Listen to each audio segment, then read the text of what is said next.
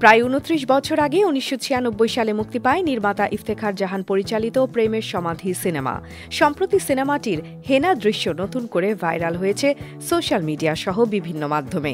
এতে প্রধান চরিত্রে অভিনয় করেছেন চিত্রনায়ক বাপ্পা রাজ ও চিত্রনায়িকা শাবনাজ। সিনেমাটির হেনা দৃশ্যে দেখা যায় দীর্ঘদিন পর প্রেমিক বকুল বাড়ি ফিরে প্রেমিকা হেনার বাড়িঘর সাজানো দেখতে পান। তখন হেনার বাবাকে জিজ্ঞেস করেন বকুল, চাচা বাড়িঘর এত সাজানো কেন? চাচা, হেনা কোথায়? এর জবাবে চাচা বলেন, হেনাকে তুমি ভুলে যাও, হেনার বিয়ে হয়ে গেছে। এ সময় প্রেমিক বকুল আবেগাপ্লুত হয়ে বলেন, না না, হেনার বিয়ে হতে পারে না, এ আমি বিশ্বাস করি না। তারপর বাজতে থাকে প্রেমের সমাধি ভেঙে মনের শিকল ছিঁড়ে পাখি যায় উড়ে যায় গানটি। হেনা দৃশ্যের এই সংলাপ দীর্ঘদিন পর হঠাৎ ভাইরাল হয়ে ব্যাপক জনপ্রিয়তা পেয়েছে সোশ্যাল মিডিয়ায়। অনেকেই এই দৃশ্যের ভিডিও ক্লিপ ও ছবি বিভিন্ন ফেসবুক গ্রুপ ও পেজে শেয়ার করে নিজের অনুভূতি ও মতামত প্রকাশ করছেন। কেউ কেউ মন্তব্যের ঘরে বিভিন্ন হাস্যরস করছেন। তবে ঠিক কী কারণে দীর্ঘদিন পর সংলাপটি ভাইরাল হলো তা এখনও স্পষ্ট নয়। এদিকে প্রেমের সমাধি সিনেমার বহুল আলোচিত সেই সংলাপ রচয়িতার নাম দেলোয়ার জাহান ঝন্টু।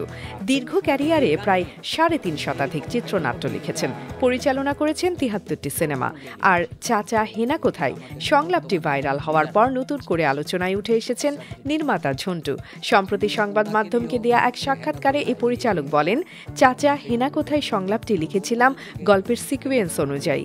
ওই সময় এতটা খুশি লাগেনি, এখন খুশি লাগছে যে এমন ছোট্ট একটি সংলাপ ফেসবুকে দেখছি।